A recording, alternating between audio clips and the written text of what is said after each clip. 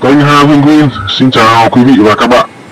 Hôm nay xin mời quý vị và các bạn đến với phường Mỹ Đình 2, quận Nam Từ Liêm, thành phố Hà Nội, thủ đô của Việt Nam.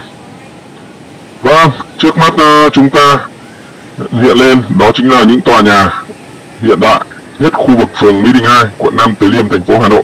Đây là những tòa nhà trông rất là đẹp. Có những tòa full kính, họ ốp những tấm kính thể hiện đó là những tòa nhà hiện đại và sang trọng, và được rất nhiều người thích thú, đặc biệt là những người có tiền. Vâng, chúng ta sẽ tìm hiểu về nơi đây. Xin mời các bạn cùng chúng ta đi trên khu phố của phường Mỹ Đình 2, quận Nam Từ Liêm, thành phố Hà Nội. Vâng, nơi đây thì rất là thuận tiện, có những con đường to và rộng lớn. Kết hợp đó là sự sạch sẽ, thoáng mát. Ở nơi đây thì có bến xe Mỹ Đình rất là nổi tiếng.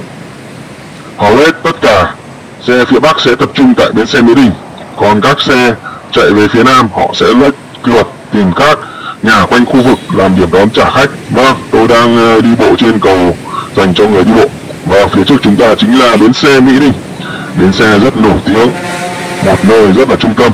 Có cái bến xe này mọi người có thể đi tất cả các tỉnh thành về phía Bắc. Vâng, các bạn có thể nhìn thấy đây, đây chính là bến xe Mỹ Đình, thưa quý vị và các bạn. Vâng, các bạn cùng nhìn qua cái khu vực bến xe Mỹ Đình này. Nơi đây có rất nhiều xe và các phương tiện cũng như các tòa nhà trọng trời của Hà Nội. Xin mời quý vị và các bạn cùng tôi dạo phố Mỹ Đình 2, một nơi rất smart và đáng sống ở Hà Nội. Phường Mỹ Đình 2 nằm ở trung tâm quận Nam Từ Liêm, có vị trí địa lý phía đông và phía bắc giáp quận Cầu Giấy, phía tây giáp phường Cầu Diễn 2, phía nam giáp phường Mỹ Đình 1. Phường Mỹ Đình 2 thành lập vào ngày 27 tháng 12 năm 2013 trên cơ sở điều chỉnh 197 ha diện tích tự nhiên của xã Mỹ Đình thuộc huyện Từ Liêm cũ. Nơi đây tập trung rất nhiều tòa nhà hiện đại và sang trọng. Giờ tôi đã di chuyển đến ngã tư Lê Đức Thọ, Nguyễn Hoàng. Ở đây có những tòa nhà rất là đẹp. Trước mắt chúng ta là màn hình rộng lớn của tòa nhà đang trình chiếu về một vị lãnh tụ của đất nước, đó là Tổng Bí thư Nguyễn Phú Trọng. Cách đây vài ngày đã diễn ra lễ quốc tang của Tổng Bí thư. Ngày đưa Tổng Bí thư về với đất mẹ, hàng triệu trái tim đã đổ về Hà Nội, trong đó có con đường Lê Đức Thọ này. Tôi có ghi được một số hình ảnh thật sự rất cảm động. Ông là một nhà lãnh đạo vì nước, vì dân, một con người có trí tuệ xuất sắc, sống giản dị và liêm khiết. Ông đã đạt được rất nhiều thành tựu to lớn. Tấm lòng của ông dành cho người dân rất lớn, đến khi ông trở về với đất mẹ, người dân đã đến đưa tiễn ông. Vâng, mong ông yên nghỉ và sẽ dõi theo sự phát triển của đất nước Việt Nam. Rất là kính nể ông, một con người sống giản dị, liêm khiết và đầy trí tuệ. Cảm ơn ông vì những gì ông đã làm được cho đất nước Việt Nam.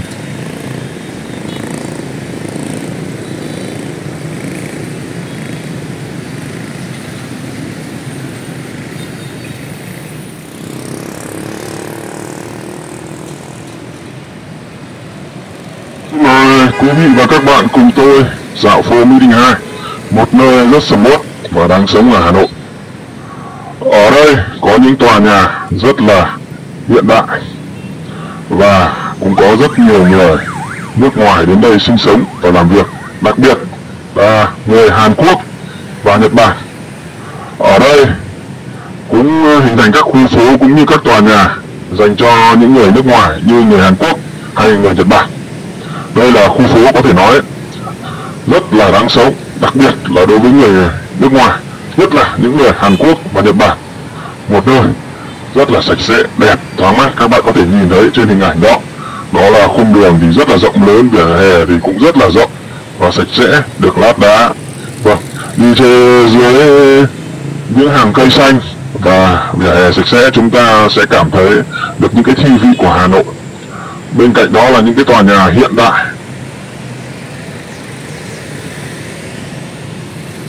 Ở Hà Nội tối qua có trận mưa rất là lớn.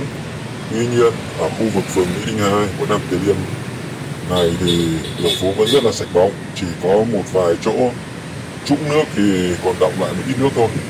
nhưng chúng ta đi có thể thấy rất là sạch sẽ, đúng không, thưa quý vị và các bạn.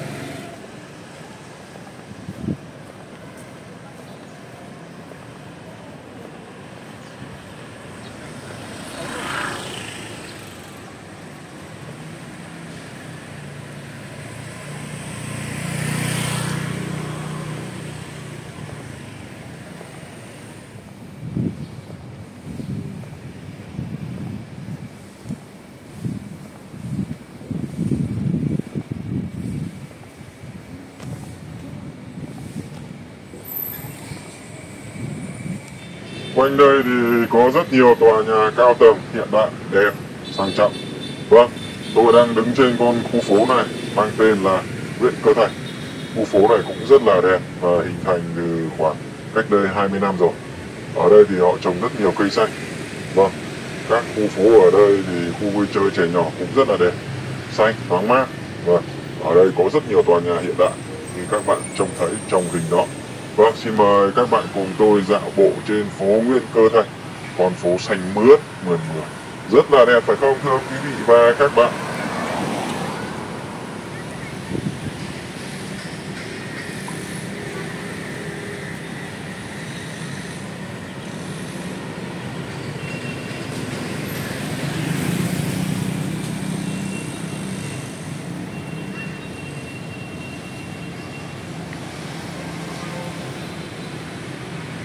Tòa nhà ở đây thì có rất nhiều tiện ích như là tập thể hình này, ngân hàng này, rồi là khu vui chơi này, khu ăn uống này, khu giải trí này. Vâng, có thể thấy tuyến đường này rất là xanh mướt và sạch sẽ, đi ở đây rất là mát với các bạn. Các bạn nhìn thấy khoảng không gian xanh không? Đấy là một khoảng không gian rất là quý hiếm của thủ đô Hà Nội.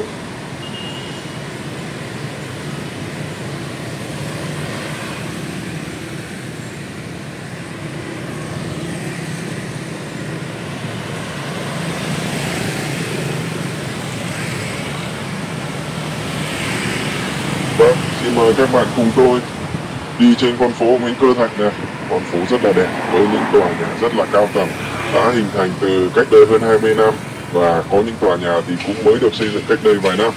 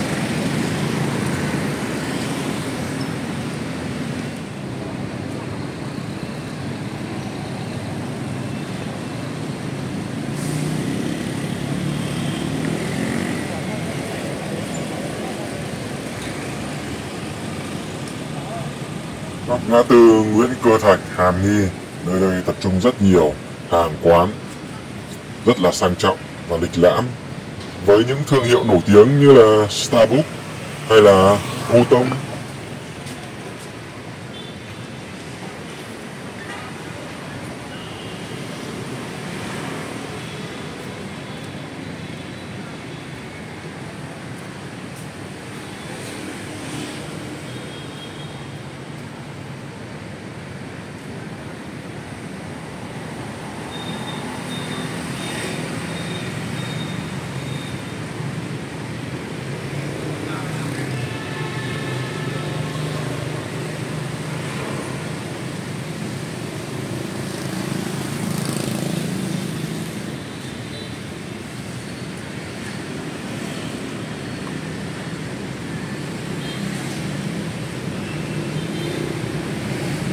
Ngoài ra còn có những quán cà phê rất là Việt Nam. Dạ vâng, khu vực này thì có rất nhiều cây xanh, các bạn thấy không? Rất là thoáng mát, đi ở đây rất là mát mẻ. Vâng, tôi thích nhất khu phố nào có nhiều cây xanh như vậy. Đây là nơi tôi rất thích. Tôi rất thích đi bộ qua khu phố này các bạn ạ.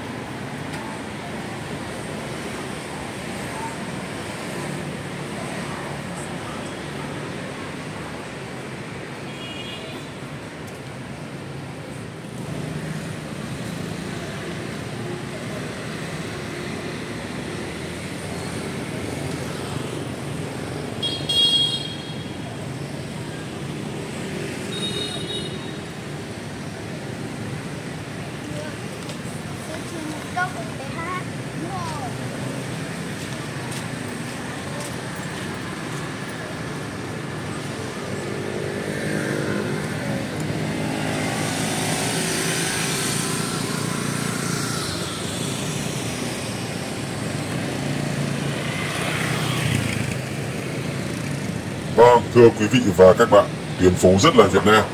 Xe máy chạy trên vỉa hè ầm ầm và lại còn chạy ngược chiều đấy chứ. Đúng là văn hóa Việt Nam.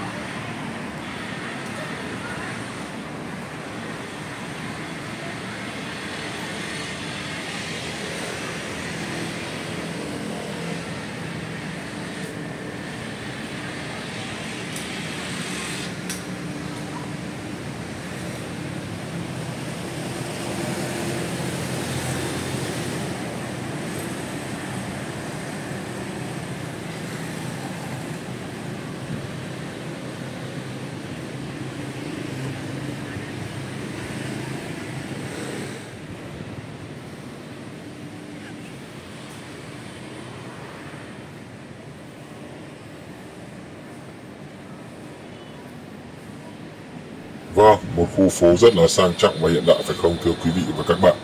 Có thể nói nơi đây dành cho những người nước ngoài sinh sống rất là hợp lý và những người có tiền. Nơi đây thì có cái nền văn minh có thể nói là rất là chuẩn mực. Nơi đây thì có thể nói là những tòa nhà rất là đắt tiền, không dễ mua đâu. Hầu hết nơi đây thì cũng đều đã có chủ rồi. Khu phố này thì hình thành vào khoảng những năm 2016 đến 2017. Dạ vâng, ở đây thì họ nói rằng chỉ dành cho các đại gia mà thôi.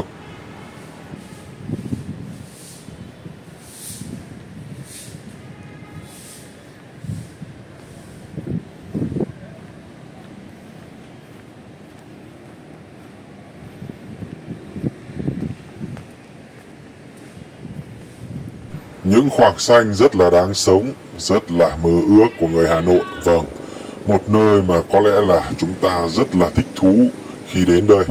Những khoảng mát, những bóng râm dành cho những cư dân sống ở khu vực này.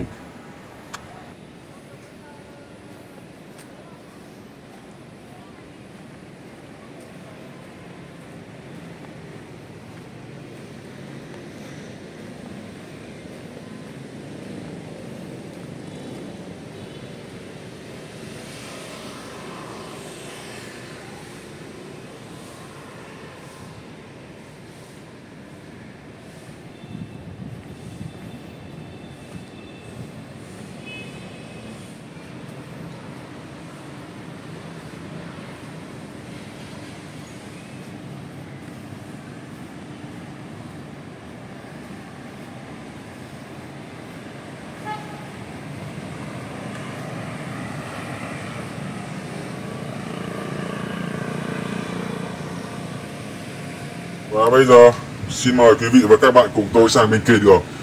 Để sang bên kia đường các bạn chú ý vị trí che khuất, đặc biệt là cái ô tô vừa rồi đã che khuất cái vị trí sang đường, cho nên các bạn phải đi rất từ từ và nhớ ngó đường nhá, để tránh gây mất an toàn giao thông.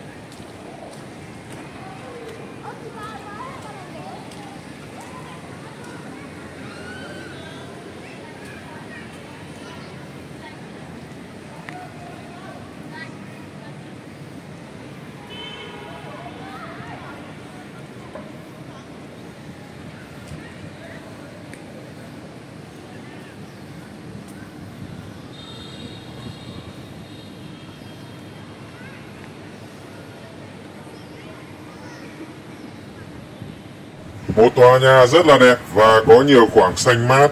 Vâng, chúng ta cùng dạo quanh khu vực này nha.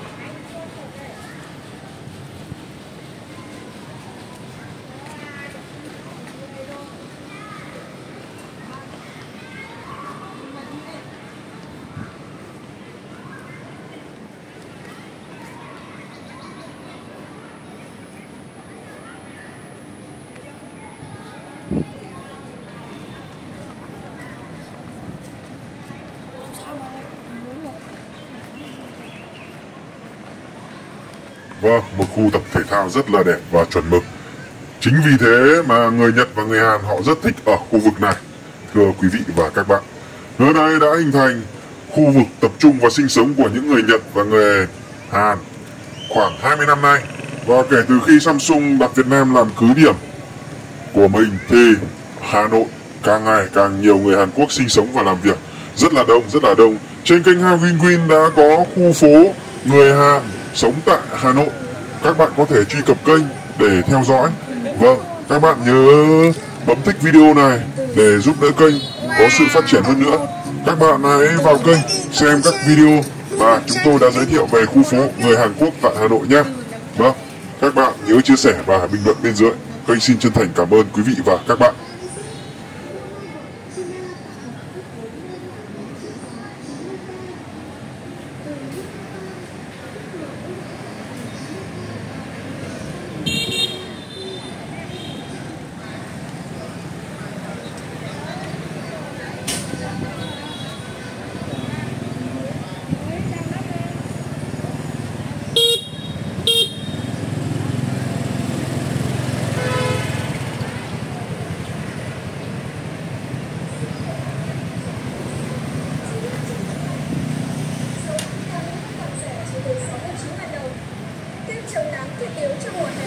79.000 đồng. Và đây là khu biệt thự giàu có của phường Mỹ Đình 2, quận Nam Từ Liêm, thành phố Hà Nội. Đây là khu biệt thự đã có từ những năm 2000 đến năm 2003.